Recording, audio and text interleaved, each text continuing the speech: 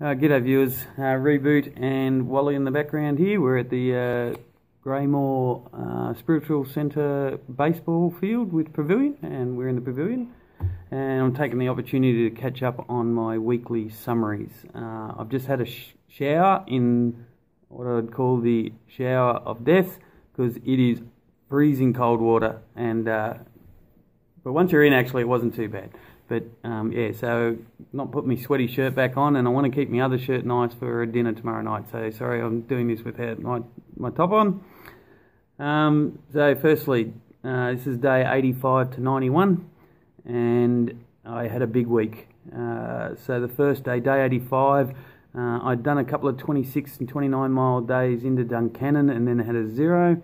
Well, the first day out, freshly laundered, on the go, I did a 29 mile day again. Now, nothing real exciting happened on that day bar one thing. I come across my first rattlesnake, which is in the videos, and anyone that knows me knows I don't like snakes. At least these snakes are courteous and let you know they're there. That's all I can say about the rattlesnakes, but yep, that was it. Day 86, I only did 17 miles. Now, I had a plan to do a bigger day than that. I got to the 501 shelter. Now, I knew the 501 shelter was a bit different than most shelters on a hiking trail. You can actually order pizza from it. It was a nice enclosed cabin with a skylight. Checked the weather report, and there was a chance of thunderstorms that night and it likely to rain all day tomorrow. And I thought, rather than waking up with a wet tent and everything, I would stay there and then walk in the rain tomorrow, thinking, oh, well, rain here and there is not such a big problem. So I did stay there. I did order pizza. They did deliver it. It was delicious. I also ordered spaghetti. That was delicious too, but all of it was way too much. So I packed out 2 pieces for lunch, and I had 2 pieces for breakfast. And there was another hiker in there who looked pretty hungry, so I gave him a piece. I only actually ate 3 pieces of the pizza, but when I bought a large, it was like double a family in Australia large. It was huge. That day I didn't really feel like I had a lot of motivation anyway, so I was in cruise mode. I don't think I could do a big day that I'd been doing. I don't know why, I just didn't feel it. And the other specific thing that happened that day was we got under 1,000 miles to go, so I was pretty excited about that. But yeah, the motivation level was a little bit low. Day 87 got up, and oh boy, did it rain. Started off slow, got quite a few rocks, then we got the mud, then we got the pools of water in the mud.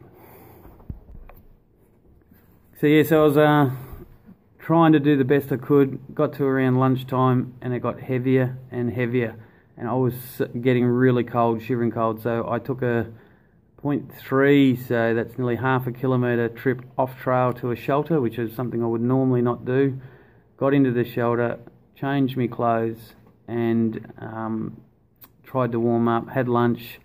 No one else came, and the rain just got heavier and heavier and heavier, and I thought, well, I'm not staying here.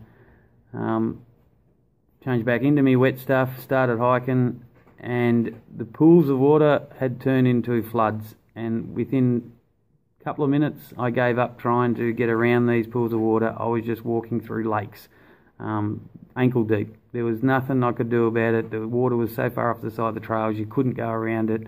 The scrub started coming up. I got into Port Clinton, had every intention of staying in the pavilion, which was free to the hikers, but I was so cold, I was worried about my how I'd wake up in the morning if I stayed cold like that. So I rang the hostel, booked a room, very expensive, not a hostel, sorry, the hotel. Expensive for a hiker, $70 American, so you're talking $100 Australian for not a very good room. I laid in the bed and it basically folded in half.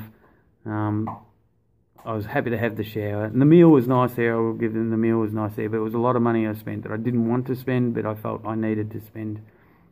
And they had a coin laundry there as well, so I was able to do my laundry and dry those clothes that I needed to the next day. So 24 mile day done, in pouring rain, got out of the weather. Day 88, I did a 23 mile day, and the rocks started. I thought we'd had patches of rocks, but I didn't think they were as bad as what I was expecting. until we started getting up to these days. I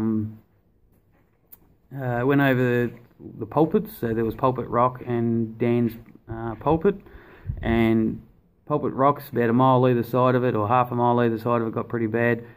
Dan's pulpit, from there to where I camped that night, was rocks, and I wanted to go another 2.5 miles, but I just didn't think I would put up with it, which is 4 kilometres. I just couldn't do any more with the rocks. The reason I wanted to do that would have got me to a hostel the next night for sure, 27 miles. But by not doing it, it was up to 30 miles, and I hadn't done a 30-mile day yet, and I didn't think I would with the rocks the way they were.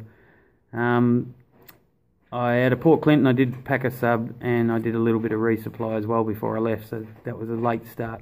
Day 89 was a beautiful, beautiful day, and I'd heard there was rain coming the next day, and I knew I was going over very steep rocks up a mountain, and the Devil's Knife Edge, and I did not want to do those in the rain, so I pushed that day.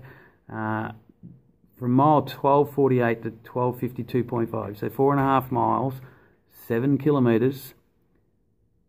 It was the worst rocks we've had. There was no dirt, it was just rocks, and more rocks. And if you can imagine trying to walk over rocks for 7 kilometres or 4.5 miles without a break, it become monotonous and threatening. I'm glad I did it in a nice day. I talked to Festus. Festus did it in bad weather, and I said, there's no way known I would have done that knife edge in bad weather. And then Lehigh Gap. So Devil's Knife, that's where the rocks really are bad. So anyone hiking, 1248 to 1252.5. Devil's Knife Edge, basically where it starts, and the bake oven knob down the other side of that mountain is where the bad patch really is. Then you come down into Lehigh Gap. I stopped there for lunch, but again, I knew I wanted to get over that mountain. That was 17 miles already by lunchtime. Lehigh Gap was scary. It's hand over fist climbing. Well, first of all, you go up through the trees. I didn't know that would happen, and it was straight up 300 feet, 400 feet. Then you come out into this open where the trees aren't growing, and it's just rock face, looking down at the bridge. Beautiful view, but it got a little bit scary. Didn't feel real comfortable hand over fist climbing up, especially with the pack adjusting. Like you move one way and you got all this extra weight you're not used to pulling you across. That was scary. I got to the top of that though, wanted to get off the rocks, got off the rocks finally. Then we had about 13 miles of really nice trail, like a train track trail. And because of that got me up to about 25, 26 miles, and it was getting really dark, and I had a choice between a shelter or 3 more miles, and which takes me about an hour when a trail's nice, to go into someone's garage and sleep on their floor, but I'd get a shower, a toilet, and he had Cokes for $1. I'd like to say it wasn't the Cokes that encouraged me, but that definitely helped. It was more the rain. I knew there was rain coming, and again, I thought for $10, be out of the rain, I can hike the next day. There wasn't going to be rain during the day, dry with nothing wet, so for $10 I thought that was well worth it. Well, I got in at 5 to 9. It was dark. The last 20 minutes I was rock hopping without my torch on because I couldn't be bothered to stop and to put my torch out. Probably a little bit dangerous, but I got there. He then picked me up, rang the pub. The pub was shutting, but they had $2 tacos. They said I could get takeaway, so he took me all the way to the pub, a good 5-10 miles from his house. Then we turned up. There were some locals there, so they said, "Oh, you might as well stay and eat." So then I got unlimited Coke while I was eating the tacos. Went back to his house, had a beautiful shower. There was only 2 other hikers staying, and hit the bed. Day 90, got a bit of a late start because he was a bit late, and he wanted to wait till the other hikers were ready. So the 3 of us went. There was more rocks during the day. I did 24 miles that day. And the day before I did 30, which is the highest I've done. Exactly 30 miles, which is 48 kilometres. I can't believe I did 48 kilometres in one day. I saw my biggest bear on this day, just near the end of the day, going down into Delaware Water Gap. Didn't get any video of it because by the time I got my camera off the Guthooks app and ready for the camera, it had gone in the bush, and it was a good 100 yards in front of me, or 80, 90 metres. And by the time I got up there, I couldn't see where it went, so I was just making lots of noise, so I knew it was there and it wouldn't come back out. Stayed in the church hostel. It was just a donation stay. They $3. And I caught up with Festus there. He'd hurt himself on those rocks on the bake oven knob, the one where I said it gets really bad on that slippery day. And then while we were there, we went to the ice creamie. I was able to upload a couple of videos. But while we were there at 11 o'clock that night, I was just standing up near a phone. I said, oh, what's this emergency alert that's on this person's phone? And then just as I said it, all the American phones started making all these noises. And they all knew it meant something. It was 10 to 11, I think it was. So they just said, oh, there's a weather emergency coming. And they all checked it. And they said, oh, severe weather for the next, till 11:15. And then I went outside, videoed it was beautiful and warm, but you saw all this lightning and thunder and you could hear it and it was lighting up the sky. And then at 11:15, I was back in there doing some editing. Some of the sirens started going off. What are those sirens? And they said, that's a tornado warning siren. So they all checked their phone and they said, yep, there's a tornado likely in the area. It could be in Delaware Water Gap. So all the people in the tents, they all come into the room where I was sleeping because I was going to sleep on the couch and I was the only one in there. So I had all these guests in my bedroom basically waiting out the storm. For an Australian who's not normally used to tornadoes, it was exciting in a way, but some of the comments they say, oh, this building should hold together and all that, and it made me then start thinking, well, maybe I shouldn't be excited, maybe I should be a little bit worried. But it was all for nothing. It actually hit, I believe, a little bit south on a smaller town, but they have had it before in Delaware Water Gap a couple of years ago where it went through. I also checked my weight on that day, and I'm down to 195 pounds. That's less than 89 kilos. So I've lost 25 plus kilos. Day 91 went out of there, and it was surprising. Going in, rocks, horrible. Come out, beautiful walk out. 25 miles we did. It was a nice climb out. Got to the pond. I caught up to Festus. He left a bit early because he knew he was going to be slow because of his leg. Walk around the pond was a bit rocky, but generally the day was really nice, and we ended up at a shelter. He camped up on a hill, which probably a bit smarter because that shelter was just infested with mozzies. Tried to get water, you'd take a litre of water and give a litre of blood. So it was a one quick trip into there and then out. So that was what actually happened. Now the numbers, well, this is amazing in my opinion for me, because my best week so far had been 137 miles. Well, in this week I did 171 miles, or that's 274 kilometres. So what's that? 34 more miles than my next best, or 55 kilometres better than my next best. I was up to 2,111 kilometres, 1,319 miles. My average miles, 24 for the week, 39 kilometres every day for the week. And I'm now up to 14.5 miles a day and 23 kilometres. So I'm nearly on my average.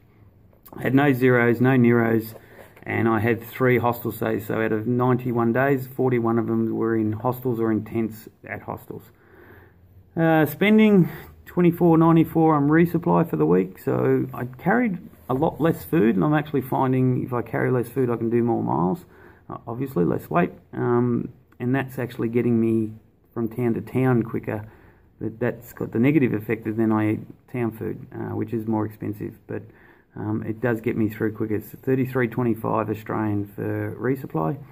I spent $94.35 on food in town, American, and $76.60 for the hostels and hotel. The Port Clinton one was the main one, $66.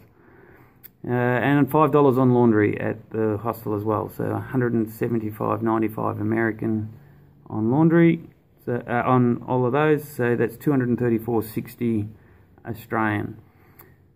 So with the resupply, Australian would be $267.85, giving me a total of $4,372.27 after 13 weeks, or $3,289.79 American, as it was $200.89 American for that week.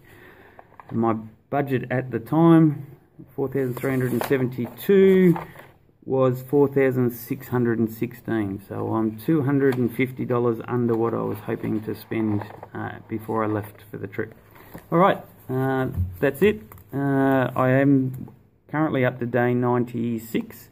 I'm 5 days ahead of my schedule, so I've got to actually work out what I'm going to do, because I can't be too far ahead, because I can't afford all the motels and hotel stays at the end, or I'm going to be a burden on Hawkeye, because he was coming to pick me up, and if I leave too early, then my plane's going to be like 10, 11 days after I finish, so we'd have to work out how I'm going to stay, or what I'm going to do in that time before I leave. If it's got back to normal, probably a couple of days in New York, you probably do a couple of days sightseeing, maybe coming down the coast, and it would all be worked out. But tomorrow night we're going to dinner with him. He's driving past to go up to his kid's house, and he said while he's driving past he's going to pick me and Festus up. We'll go out to dinner, and then he'll drop us back, and then he's got a 4-hour drive further up. So we'll probably discuss what will happen, and I'll let you know. So that's it. It's going to be a nice night tonight, we think. There's only the 4 of us at the pavilion at the moment. One set up way over the other side, one set up near us, and then there's me and Festus in here. So thanks for watching, and Wally says thanks too. He's come all this way. We're nearly getting there. Couple more days and we'll have done 2/3 of the trip. Cheers.